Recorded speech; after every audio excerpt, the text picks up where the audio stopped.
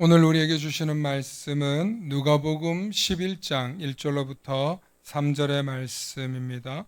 누가복음 11장 1절로부터 3절의 말씀, 우리 한 목소리로 함께 합독하십니다.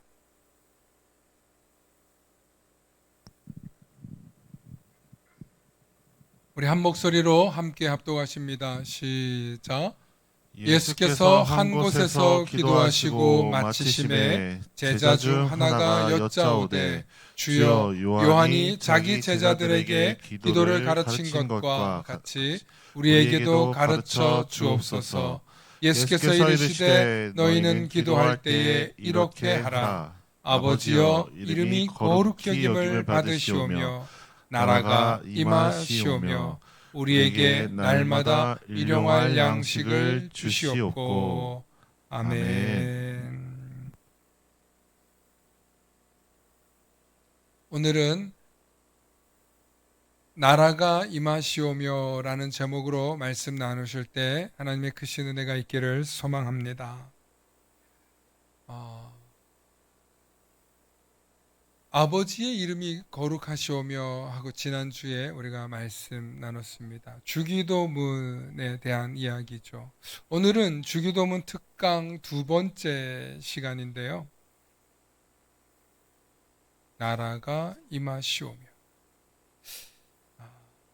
예수님의 가르쳐 주신 두 번째 내용이 바로 나라가 임하시오며입니다. 여기서 나라는 하나님의 나라가 임하신다는 뜻이죠. 하나님의 나라가. 인류는 고대 때부터 인간은 어디로부터 와서 어디로 가는가에 대한 궁금증이 있었습니다. 그리고 그 궁금증의 원인은 인간이 자연을 극복하지 못하고 죽는 데에 있었습니다. 로마 시대 때 성인 남성의 평균 나이가 그러니까 인생을 살다가 죽는 평균 나이가 몇 살인 줄 아십니까? 몇 살? 60살? 아유, 조금만 더 깎아봐요. 엄청 오래 살았어요. 장수에서 장수. 네, 거기서 한두 살 좀 올려봐요.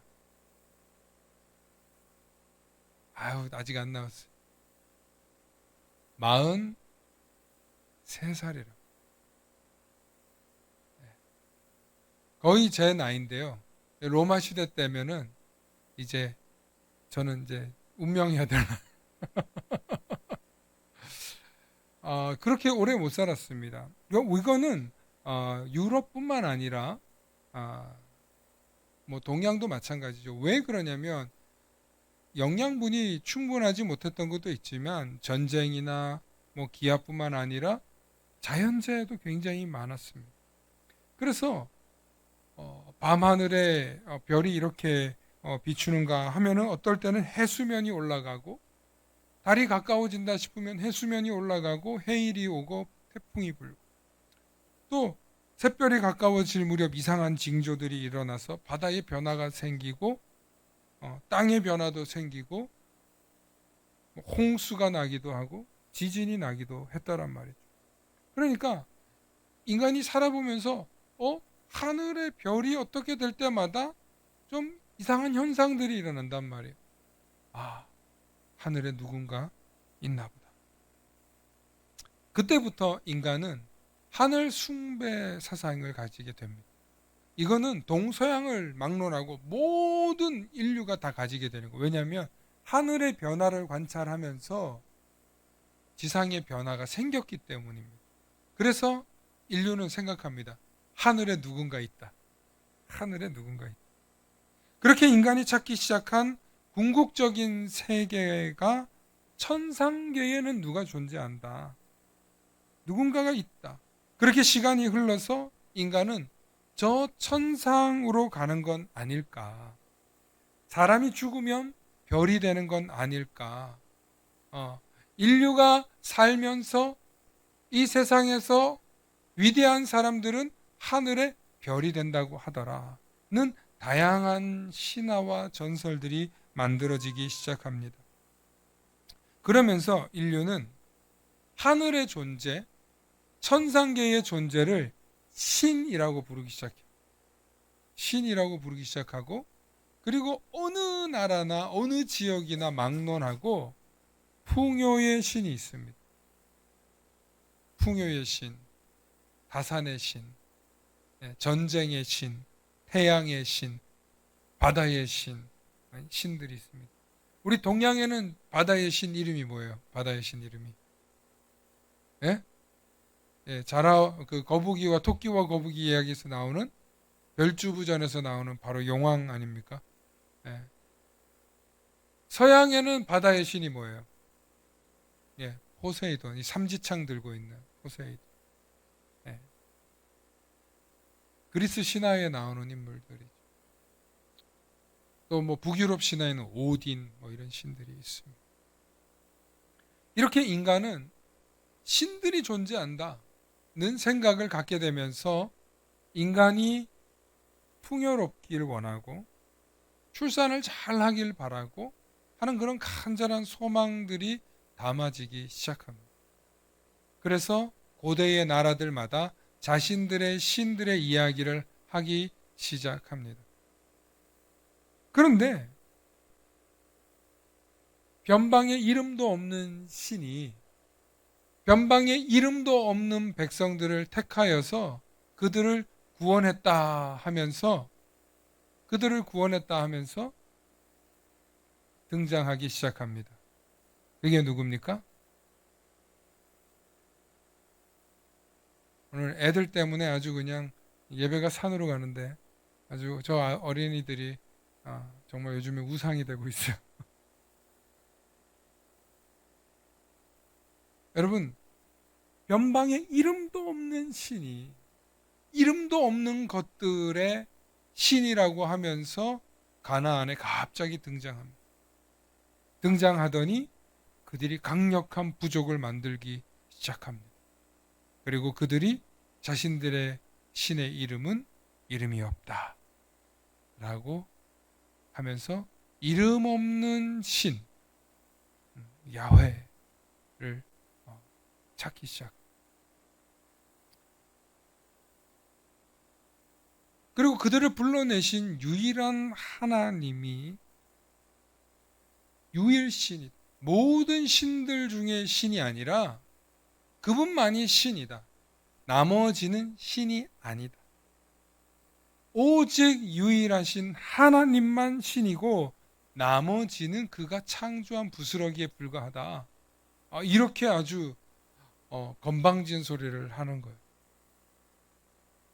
그게 이 아브라함으로부터 시작된 그 다음에 유대교 종교 또 나중에 기독교 그 다음에 뭐 이슬람교까지 이어지는 유일신 사상의 계보를 잇는 신입니다.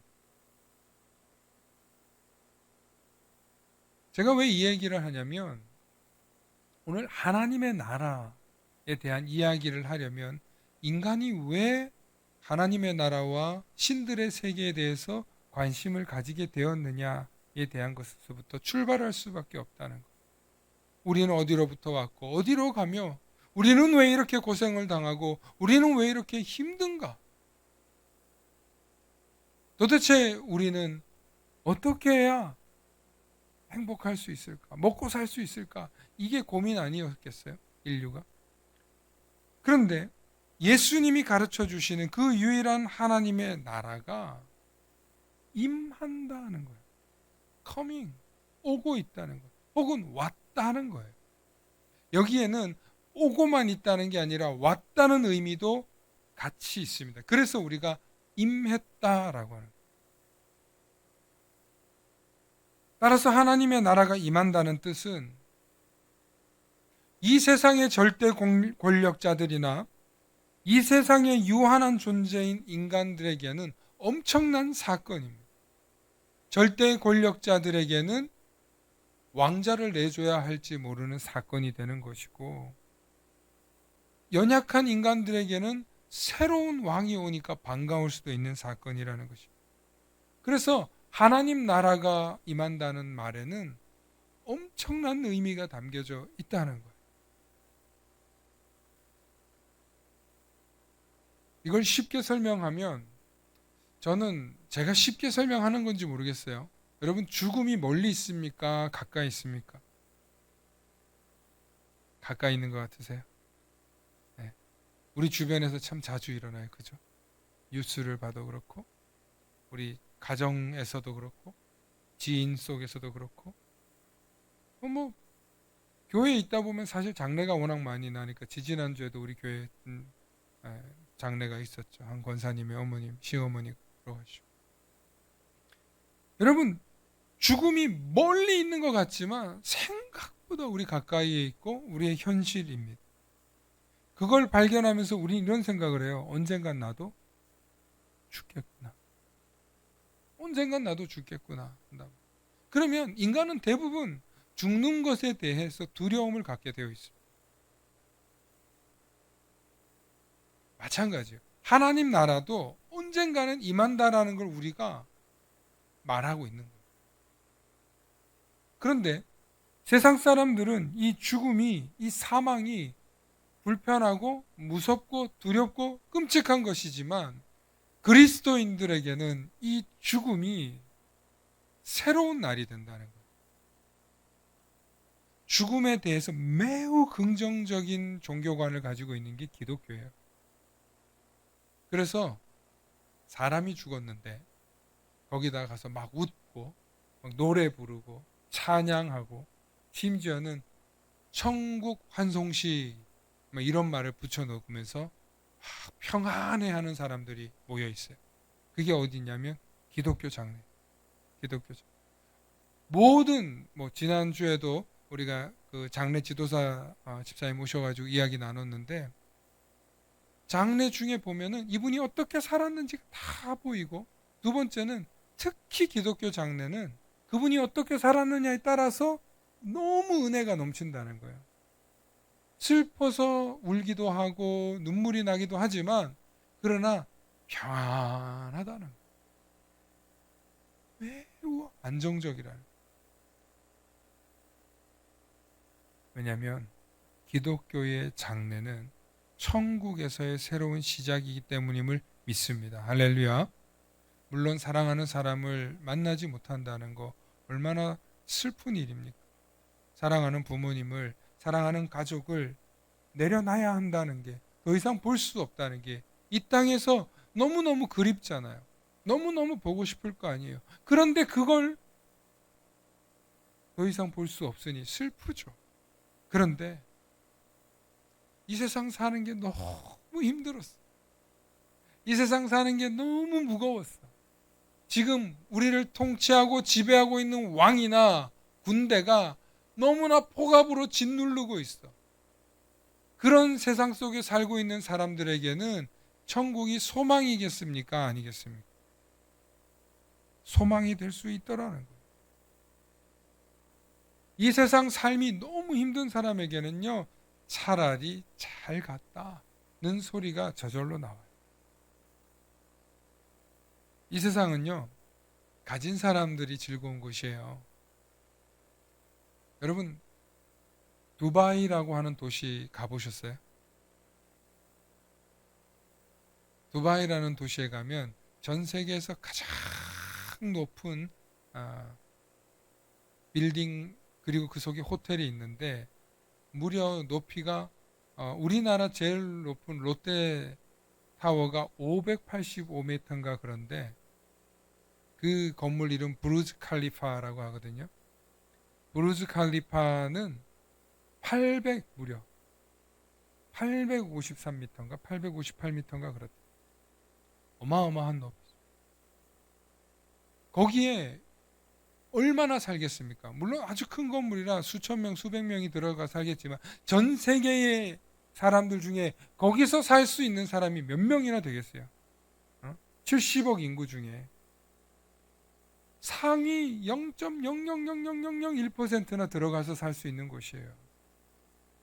세상의 모든 부귀와 명예와 돈을 가지고 있는 사람들이 그곳에서 한 번쯤은 살아요. 그 동네는 독일에서 가장 비싼 차하고 롤스로이스라는 그런 차가 그냥 마을 차래요. 동네 차.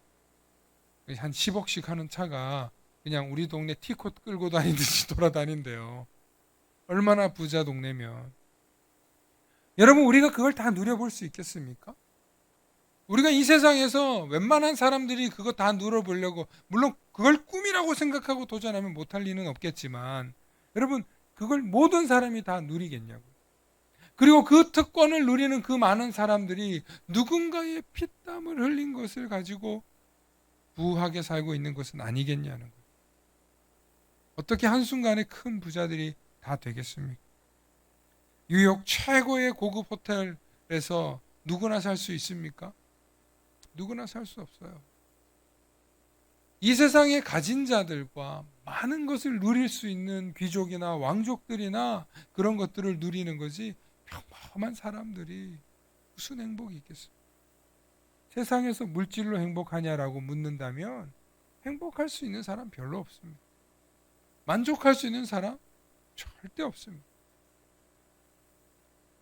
여러분 삶이 너무너무 만족스러우신 분 있으십니까?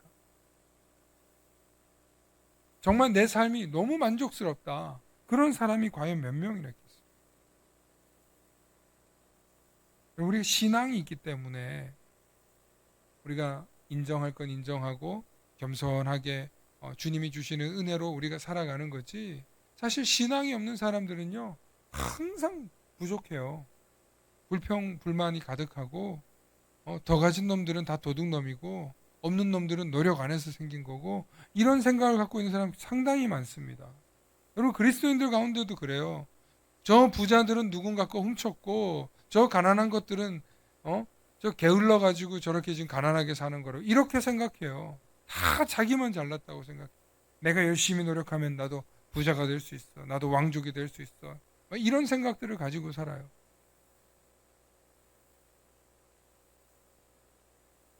욕망을 따라서 살아가는 건 한계가 있습니다. 우리의 욕망을 만족시키기란 불가능에 가깝습니다. 그래서 이 세상의 욕망보다 더 큰 세상이 있는데, 그게 바로 어디다? 하나님의 나라라는 거예요. 할렐루야. 할렐루야. 이 세상의 욕망보다 더 큰 것을 가지고 있는 나라, 하나님의 나라. 이 세상은 통치자들과 권세자들과 가진 자들의 자식들이 부유하게 살 수 있는 세상이지만, 하나님의 나라는 구원받은 자들이 이 세상에서 더없이 누릴 수 없는 것들을 하나님의 나라에서 누릴 수 있다는 거예요. 할렐루야. 여러분, 이것을 소망하는 것은 속물이 아니에요. 이것을 꿈꾸는 것은 자연스러운 현상이, 인간이 가지고 있는 욕망이에요. 그런데 이 세상에서 다른 사람들이 누리는 욕망을 쫓아가다가 행복을 잃어버리고 하나님의 나라를 쫓아가는 사람들이 진짜 행복을 쫓아간다는 거예요. 그런데 수많은 사람들이 저 하나님 나라를 생각하지 않고 이 세상에서 뭐가 되어 보려고 그렇게 발버둥 치는 거죠. 그러므로 인간은 누구나 다 소망이 있다는 것을 기억하실 수 있기를 소망합니다. 특별히 인간은 더 잘되고 부유하고 풍족하게 살겠다는 소망도 있지만 안전하길 바라는 소망이 있어요. 큰 부자가 안 돼도 내가 좀 건강하게 안정되게 오래 살았으면 좋겠다. 우리 가족들하고 알콩달콩 잘 살았으면 좋겠다. 그리고 조금 더 잘 되면 좋겠다. 우리가 부지런히 노력하고 해서 지금보다는 조금 더 잘 살았으면 좋겠다. 아주 소박한 마음을 가지고 하는 소망을 가진 사람들이 많아요. 남의 거 빼앗지 않고 정말 평범하게 잘 살아보려는 사람들이 있어요. 여러분, 거기에도 하나님 나라가 있어요. 그런데 이런 인간의 소망을 잘 꿰뚫고 인간이 정말 가고 싶은 나라, 그런 나라가 이데아라고 하는데, 그런 이상적 나라, 이데아라는 것을 발견한 철학자가 있어요. 그 사람이 바로 플라톤이에요. 플라톤이라는 철학자가 인간이 갈 수 있는 지고한 세계, 이상의 세계를 있고, 거기는 순수하고 완전하고 무결한 곳인데 지금의 우리, 이 육체의 몸을 입고 있는 우리는 갈 수 없다 하고 이렇게 분리시켜 놓은 게 있어요. 그런데 그 이데아라는 세상은 지금의 세상과 완전히 딴 세상이다. 그런데 그 세상을 가려면 깨달은 자가 되어야 된다. 뭐 그런 이제 이상을 주장하는 이제 이야기가 나오기 시작하죠. 그리고 나서 이 세상에서의 모든 유물들은 물질들은 인간이 바라는 욕망의 산물인데 이것을 바라는 것이 이것을 이 땅에서 그러면 우리가 저 천상계로 못 가지고 가니까 이 지상계에서 열심히 가지고 잘 살면서 깨닫고 선을 베풀면 이데아를 간다. 뭐 이런 논리로 세상을 이렇게 구분 지어 놨어요. 그래서 많은 사람들이 이러한 생각으로 살아가는 이유가 뭐냐면 우리가 배우고 있는 무슨 사회 지식이나 방송에 나오는 모든 메시지가 이 플라톤 철학에서 시작되는 거예요. 유물론적 사상에서 오는 거예요. 예. 그래서 이 세상에서는 우리가 물질을 충만하게 갖고 있어야 잘 사는 것이 행복한 세상이고 저 세상에는 깨달은 자들이 가는 천상계 세상이다.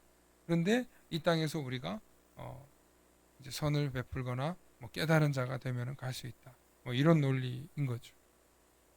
그런데 여러분, 예수님은 그렇게 말씀하지 않으셨어요.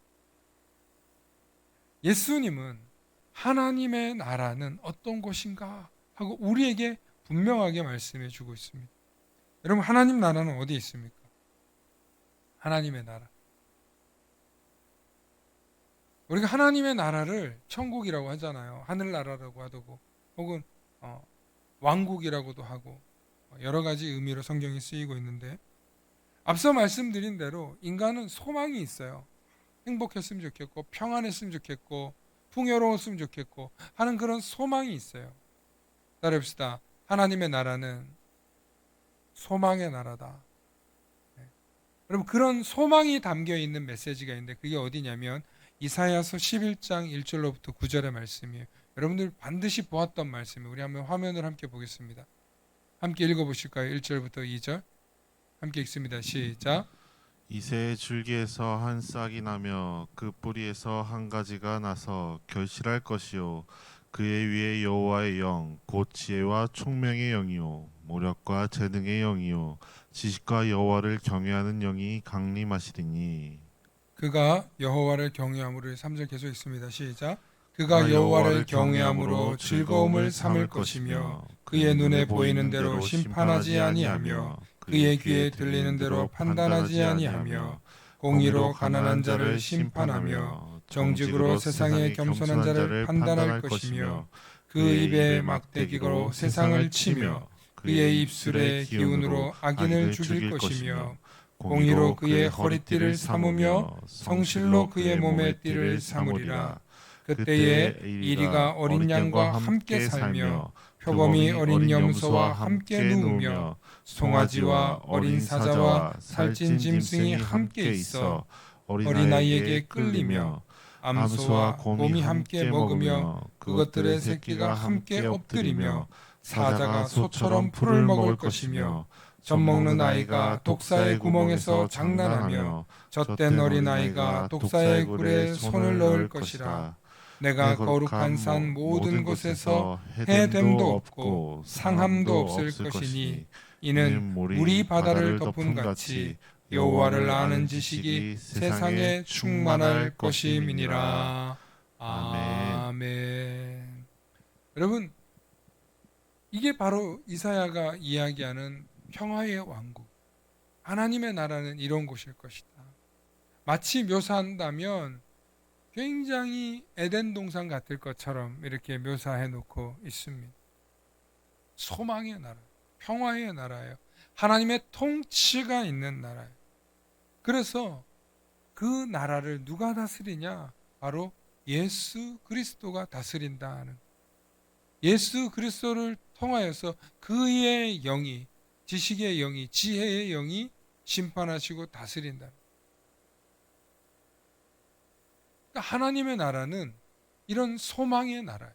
그러니까 인간의 언어로 설명하자면 이렇게 평화롭고 이렇게 가고 싶고 너무 안전하고 기쁨이 있는 그런 나라이죠.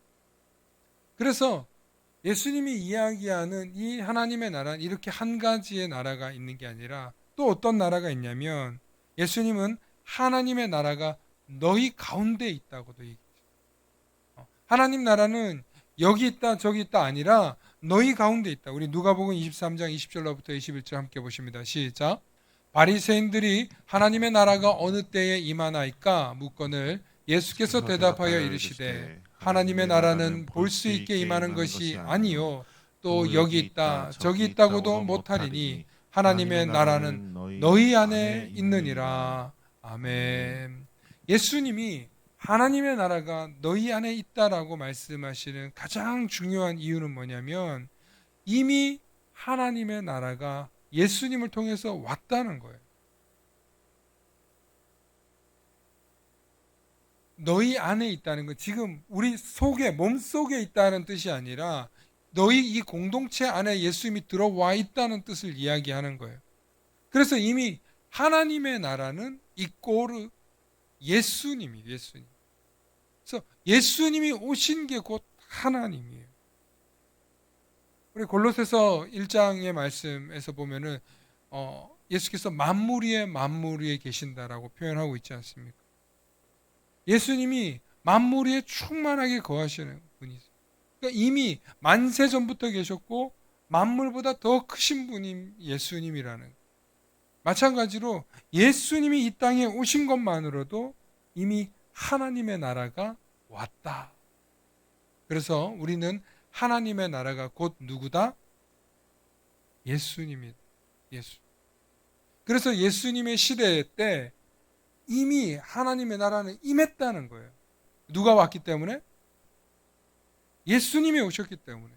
그래서 이 세상은 한번 하나님의 나라가 온 셈이에요. 그래서 우리가 소망하는 나라, 꿈꾸는 나라가 아직 오지 않아서 많은 사람들이 예수님이 오신 것에 대해서 의문을 가질 수 있습니다. 예수님이 왔는데 뭐 달라진 거 없지 않냐? 여러분, 예수님이 오시고 난 뒤부터 뭐가 바뀌었습니까? 더 이상 죄사함을 받지 않아도, 예수님이 오시고 나서 더 이상 희생 제물을 바치지 않고 우리가 누구로 인하여 죄사함을 받았습니까? 예수 그리스도를 통해서 죄사함을 받았다는 것. 그래서 예수 그리스도를 믿기만 하면 구원을 얻을 수 있으니 이미 얼마나 놀라운 하나님이다.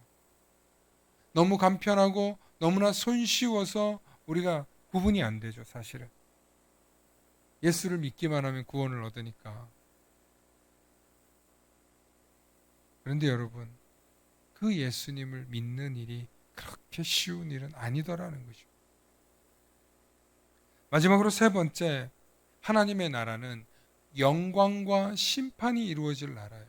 우리가 이걸 꼭 기억해야 돼요. 여러분, 성경은요, 창조의 이야기를 하고 있고 마지막에 뭔 이야기를 하고 있습니까? 중간에 예수 그리스도 이야기를 하고 있고 마지막에 누구 이야기를 하고 있어요? 예? 심판의 이야기를 하고 있어요. 맞아요. 창조의 이야기를 하고 있고 심판의 이야기를 하고 있어요. 그래서 하나님의 영광과 심판이 동시에 이루어지는 나라. 우리가 생각하는 천국 환송 예배와 같이 지금 이렇게 평안하게 하나님 나라 간다 이런 뜻이 아니라 정말 하나님께서 이 세상을 심판하고 구원하는, 그래서 하나님의 영광이 임하기도 하고 동시에 하나님의 진노가 임하기도 하는 무서운 심판의 이야기가 담겨 있어요. 그래서 신약 성경의 대부분의 이야기는요, 결국에는 화를 면하는 것, 심판을 면하는 것, 그것에 대한 이야기가 강하게 잡혀 있어요. 그런데 많은 사람들이 너무 중심되는 예수님, 사랑의 예수님, 구원자이신 예수님, 우리를 위해서 희생하신 예수님, 십자가 지신 예수님, 이것만 기억하고 살아가요. 그럼 우리는 하나님께서 악한 자들을 심판하시고 죄와 저주로 죽을 자들을 반드시 구분하신다는 것을 깊이 깨달으실 수 있기를 축원합니다. 우리가 예수 그리스도를 우리에게 주셔서 그 예수 그리스도를 믿음으로 인하여 우리에게 구원의 소망이 있게 된 것을 무한하게 감사하게 생각해야 돼요. 그리고 우리가 하나님의 영광으로 살아갈 수 있다는 것, 우리가 지금 이 순간에도 정말 하나님의 자비와 은총 속에 살아간다는 것 정말 감격해야 돼요. 그런데 한동안 한국교회가 너무 안일하고 안정적이고 평안하게 가르쳤어요.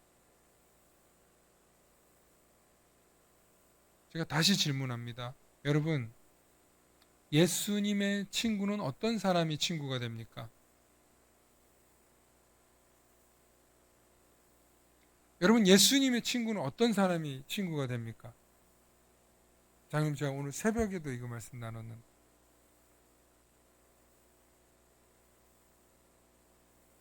예수님을 믿는 사람들인데, 예수님을 믿는 사람들이 뭘 해야 됩니까?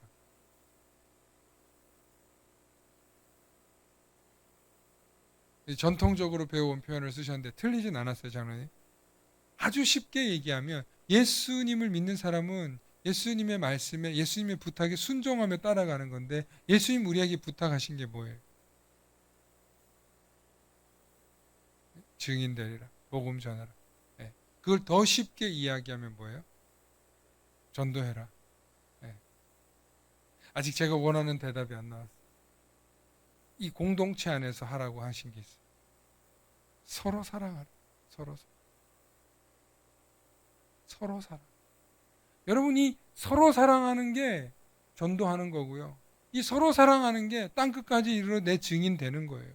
그런데 이게 어려워요. 오늘날 한국교회 많은 분들이 교회에 오셔가지고 서로 나 몰라라 해요. 나 몰라.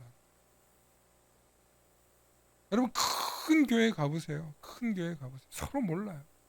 목장 모임, 무슨 모임. 여러분, 무슨 클럽 같아요. 클럽. 무슨 뭡니까? 취미 공동체 같아요. 정말 자기들 취향 맞는 사람들끼리 모여가지고 있어. 남들한테는 관심이 없어.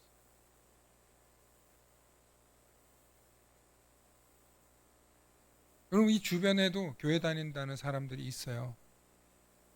그럼 제가 목사인 것도 알아요. 그런데 한 번을 안 와요.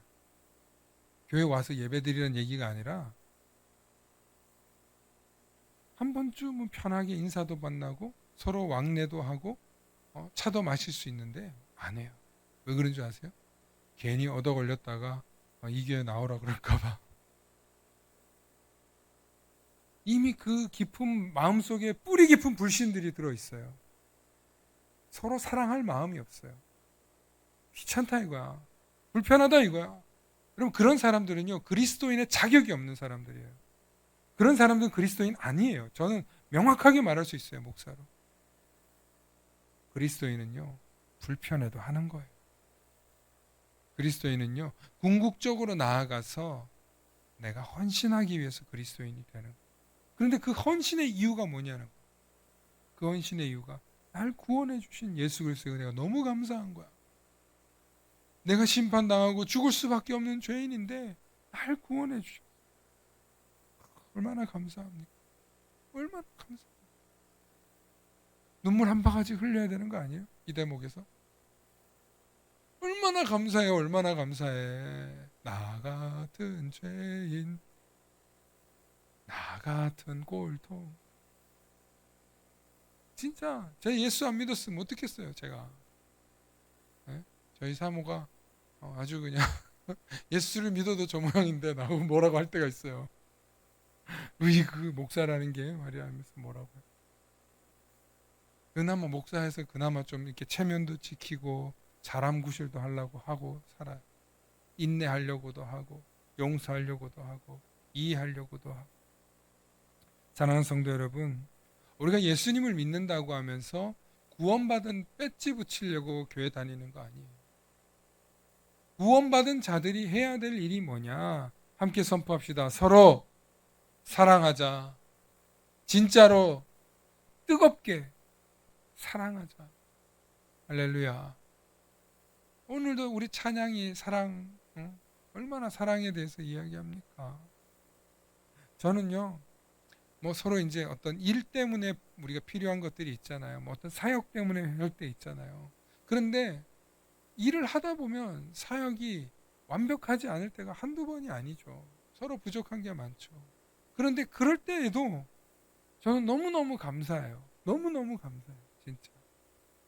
이 개척교회에 모여서 이 부족한 종의 설교를 들으면서 얼마나 듣기 싫고 재미없고 부족합니까? 그런데도 함께 모여서 저를 위해서 기도해주고, 참 진짜 답답할 때가 한두 번이 아닐 텐데도 인내해주면서 함께 가주니까 얼마나 감사하냐고요.